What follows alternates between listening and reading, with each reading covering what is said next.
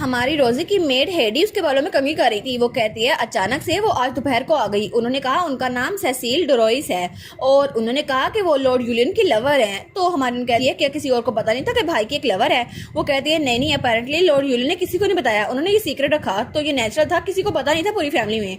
और वैसे भी मैंने रूमर सुनी है कि लॉर्ड यूलियन की मेमोरीज क्या सुन के वो वापस आ गई। उनको पता चला कि वो प्रेग्नेंट है तो वो वहां पर आ गए, उनके पास कोई चॉइस नहीं थी। तो हमारी कहती है क्या उसके पास कोई प्रूफ है कि वो उनकी लवर है? तो हेडन कहती है वेल अभी तक किसी को ये नहीं पता कि वो डेट करे थे, लेकिन फिर भी अगर ऐसा कुछ हुआ तो उनकी लाइफ को खतरा हो जाएगा। तो हमारी सोचती है हाँ बिल्कुल, मेरे भाई ने मुझे भी तो छुपा के रखा था, तो मे भी उन्होंने अपनी गर्लफ्रेंड को भी छुपा के रखा हो।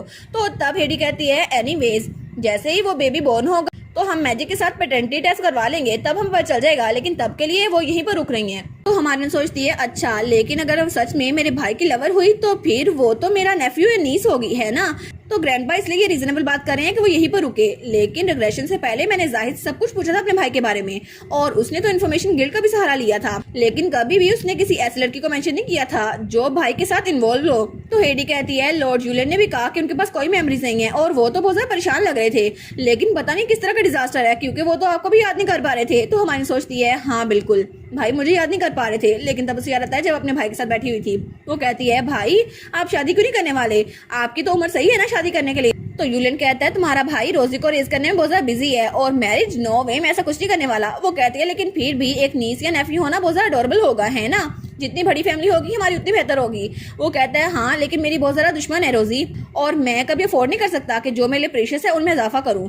और वैसे भी इस वक्त के लिए तो मुझे लगता है कि अगर मैंने थोड़ा सा और काम लिया तो मैं पागल हो जाऊंगा, और मैं किसी और को तुम्हारा जितना पसंद नहीं कर सकता। तो वो कहती है भाई, तो वो कहता है और मैरिज, मुझे नहीं लगता कि मैं कोई ऐसी मैरिज करूंगा, लेकिन अगर मुझे मैरिज करनी हुई तो ये बहुत ज्यादा पावरफुल वेपन है। तो वो कहती है पावरफुल, और वो कहता है हाँ बिल्कुल, ग्रैंडपा ने भी तो पॉलिटिकल शादी की थी ना, उसकी वजह से वो अरेंज मैरिज कर रहे थे और फिर वो तो हायर से हायर क्लाइम कर रहे थे। तो वो कहती है भाई मुझे लगा नहीं था कि आप जरा मटेरियलिस्टिक हो गए। तो वो कहता है रोजी तुमने इस तरह क्यों बनाया है? वो कहती है मैं तो बस फिक्रमंद हो रही थी कि अगर आपका कोई बेटा या बेटी हुई तो उसका बचपन कितना ज्यादा बुरा गुजरेगा कि उसके फादर को उसकी परवाह ही नहीं है। तो यूलियन कहता है अच्छा ठीक है, मैं तो मजाक कर रहा था, अपने अनमैरिड भाई के बारे में ऐसी बातें ना करो। और वो सोचती है पहले भी उन्होंने कहा कि उनकी किसी लड़की से कोई बात नहीं है, लेकिन पता नहीं कैसे अब उनकी एक लवर निकल आई। तो तभी दरवाजे की दस्तक होती है।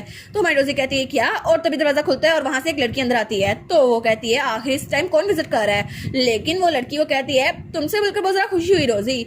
तो हमारी सोचती है क्या?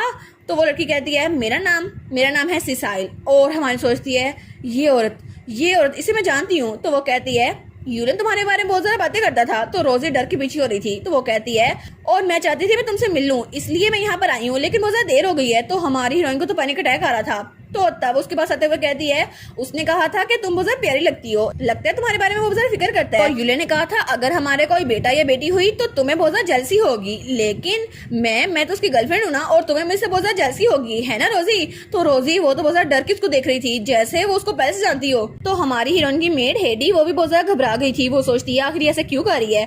तो तब वो लड़की कहती है और मुझे लगा था कि यूलियन तुमसे दूर हो रहा है, उसने मुझे यही कहा था कि तुम्हारी वजह से मैं अपनी बहन से दूर हो रहा हूँ, इसलिए उसने मुझे छुपा के रखा, लेकिन अब उसकी मेमोरीज चली गई हैं, फिर भी वो तुम्हारी तरफ सॉफ्ट एक्ट कर रहा है, लेकिन अभी भी उसको मेरी और हमारे बच्चे की फिक्र है। तो हमारी कहती है आई सी। तो वो कहती है सैडली यूलियन मुझे याद नहीं कर पा रहा, लेकिन फिर भी मैं उसको यहाँ से छोड़ के नहीं जाने वाली। तो हमारी कहती है ठीक है आप ऐसा ही कीजिएगा। वो कहती है अच्छा वो हमने बात कर ली, लेकिन जैसे ही यूलियन की मेमोरीज वापस आ जाए तो वो मुझे बहुत ज्यादा अहमियत देगा, और थैंक यू समझने के लिए, अब मैं चलती हूँ। और तुम्हें भी अपने भाई की फिक्र करनी चाहिए, और तुम्हें भी अपने भाई के साथ चिपकना नहीं चाहिए जिसकी एक बीवी और एक बेटा होने वाला है। तो तब वहां जा रही थी। तो हमारी कहती है एक्सक्यूज मी। तो वो कहती है हाँ। तो हमारी कहती है असल में मैंने आपके बारे में पहले ही सुना था, मेरे भाई ने कहा था कि उनको एक लड़की पसंद है। तो वो लड़की कहती है सच में? और वो थोड़ी घबरा गई थी। तो हमारी कहती है वो आप ही थी, है ना? वही लड़की जिसको टी बिल्कुल पसंद नहीं है और आपको लैम्प भी बिल्कुल पसंद नहीं है, और मेरा भाई आपकी बातें करता रहता था। तो वो कहती है अच्छा तो यूलियन मेरी बातें करता था? तो तब हमारी हीरोइन स्माइल करके कहती है जी बिल्कुल, और मैंने सुना था कि आपका टेम्पर बहुत ज्यादा नेस्टी है कि आप एक 12 साल की बच्ची के साथ अच्छे से बात नहीं कर सकती, और मुझे लगा था ये बिल्कुल ठीक है। तो वो कहती है क्या? तो हवन कहती है लेकिन मुझे लगता है आप सिसाइल होंगी, लेकिन ये नाम इतना कॉमन नहीं है, फिर भी आपसे मिलकर बहुत ज्यादा खुशी हुई और आपके एडवाइस सुनकर बहुत ज्यादा अच्छा लगा, थैंक यू सो मच, और प्लीज ख्याल रखिएगा सिसाइल, एनीवेज हम लोग एक फैमिली बनने वाले हैं, तो आप काउंटी स्टेट में रह सकती हैं। तो तब वो भी से हाथ मिलाती है। वो कहती है ठीक है, आगे से मेरे साथ बात करते हुए थोड़ा केयरफुल रहना, और जूलियन उसको रिस्पॉन्सिबिलिटी लेनी होगी, सिर्फ तुम्हारी नहीं मेरी भी, ठीक है? और तब वो हमारी रोजी को बातें सुनते हुए कहती है, और हाँ हम लोग फैमिली बनने वाले हैं ना, तो तुम्हें एक एडवाइस देती हूँ, अपनी जगह पे रहना अच्छे से पहचान लो, वरना लोग तुम्हारे बारे में बातें करेंगे, ये बात याद रखना। तो मन कहती है जी कोई बात नहीं, अगर वो मेरे बारे में बातें करेंगे तो मैं भी उनको बातें सुना दूंगी, क्या जिंदगी ऐसे काम नहीं करती, गिव एंड टेक के सूल पर। और उसके बाद वहाँ चली गई थी। तो हेडी तो बहुत ज्यादा गुस्से में हुई थी। वो कहती है सीरियसली मैं तो स्पीचलेस हूँ, आखिर उसकी हिम्मत कैसी हुई कि वो आपके कमरे में आ गई, ये कोई मजाक थोड़ी ना है। तो हमारी सोचती है डेफिनेटली वो फेक ही है, क्योंकि सच ये है कि मेरे भाई ने कभी भी उस औरत के बारे में बात ना की, लेकिन मैंने झूठ बोला था और मेरे झूठ में फंस गई। हालांकि मुझे पता है वो झूठ बोल रही है, लेकिन फिर भी मैं बस श्योर करना चाहती हूँ। तो हेडी कहती है लॉर्ड यूलियन इस तरह का इंसान है ही नहीं, वो इस तरह की औरत को पसंद करते थे सीरियसली, लेकिन उनको देख के लगता है कि वो बिल्कुल एक स्टोर से उठ के आई है, आखिर वो ऐसी कैसी हो सकती है, और वो तो लॉर्ड यूलियन का फायदा उठाने लगी है। और हेडी कहती है मुझे पता है अब वो ऐसा ही करेगी, वो लग्जरी में यहाँ पर रहेगी और जब चाइल्ड बर्थ का टाइम आएगा ना तो यहाँ से भाग जाएगी, क्योंकि उसे पता है कि वो लॉर्ड यूलियन की गर्लफ्रेंड है ही नहीं, वो तो झूठी है। तो हमारी सोचती है हाँ बिल्कुल, क्योंकि वो सच में सिर्फ एक सिंपल कॉन आर्टिस्ट नहीं है, वो तो असल में बहुत ही ज्यादा बड़ी झूठी है, क्योंकि ये तो बहुत ज्यादा डेंजरस है। असल में सिसिल वो तो एक हाई रैंकिंग की प्रीस्टेस है जो मेरे साथ एक्सपेरिमेंट किया करती थी, और जब मैं वहां पर फायर के साथ कैद थी ना तो वही मुझ पर एक्सपेरिमेंट किया करती थी, और वो तो बहुत ज्यादा खतरनाक है, और उसके पास बहुत बड़ी होली पावर है जिसकी वजह से उसकी एबिलिटीज बहुत ज्यादा इनहेंस है। लेकिन सिसेल वो तो हाई रैंकिंग प्रीस्ट है, इसी वजह से जब मैंने उसको देखा तो मेरी मेमोरीज मेरे दिमाग में घुस गई और मुझे वो पैनिक अटैक आने लग गए। और मुझे पता है कि वो हाई रैंकिंग प्रीस्टेस है, इसलिए वो अपनी डिवाइन पावर को यूज करके प्रेगनेंसी को फेक कर सकती है, लेकिन आखिर इतनी दूर तक जाना क्यों था। तभी वहाँ पे दरवाजे पे नोक होती है और कोई वहाँ पर आता है, तो तब वो था यूलियन। वो कहता है बच्ची क्या तुम सो गई हो? तो तब वो कहता है लाइट्स ऑन थी तो क्या मैं अंदर आ सकता हूँ? तो हाइन कहती है भाई आप आ गए। तो तब यूलियन वहाँ पर आता है, वो कहता है तुमने भी इस बारे में सुना है ना? और वो तो थोड़ा उदास था। तो मन कहती है जी मैंने इस बारे में सुना। तो वो कहती है लेकिन आपको अपने क्रचेस की जरूरत नहीं है। वो कहता है नहीं अब मैं चल सकता हूँ, मैं बिल्कुल ठीक हूँ। तो तब वहाँ पे बैठता है, वो कहता है अच्छा तो तुम्हें भी यही लगता है ना कि मैं इरिस्पॉन्सिबल हूँ, है ना? क्योंकि मैं तो 24 साल का हूँ ना, और मैं किसी लड़के के साथ खेल रहा था, है ना, जिसकी वजह से वो प्रेग्नेंट हो गई और उसे यहाँ पर आना पड़ा। लेकिन मैं कितना घटिया इंसान था ना, सीरियसली मैं तो इतना घटिया इंसान था। तो यूलियन तो बहुत ज्यादा परेशान था। वो सोचता है मुझे नहीं पता वो सच बोल रही है या झूठ बोल रही है, लेकिन अगर ये सच हुआ तो आखिर मैं किस तरह का पागलपन कर रहा था। तो हमारी उसको देखती है और वो सोचती है मेरे भाई ने एक बार मुझे बताया था कि मेरी मॉम वो घर से भाग गई थी और फिर वो पैदा हुए, लेकिन मॉम ने कभी भी उनसे प्यार नहीं किया, और जब उनके डैड के साथ उनकी लड़ाई होना शुरू हो गई तो मॉम वहां से भी भाग गई। तो भाई को लगता था कि वो भी मॉम की तरह ना बन जाए, और हमेशा वो दूसरों की गलती अपने आप पे लेते रहते थे, लेकिन पता नहीं भाई को इतना सारा बुरा क्यों लग रहा है। तो यूलियन कहता है वेल मैं जानता हूँ कुछ बच्चे ऐसे होते हैं कि जो अपनी लाइफ आराम से गुजारते हैं हैप्पीली एवर आफ्टर, लेकिन उनके इर्द गिर्द खुशी खुशी होती है, लेकिन मेरे केस में मुझे लगता है ऐसा नहीं होगा, और पता नहीं उस बच्चे की लाइफ कितनी ज्यादा मुश्किल होगी अगर मैं उसे छोड़ दिया।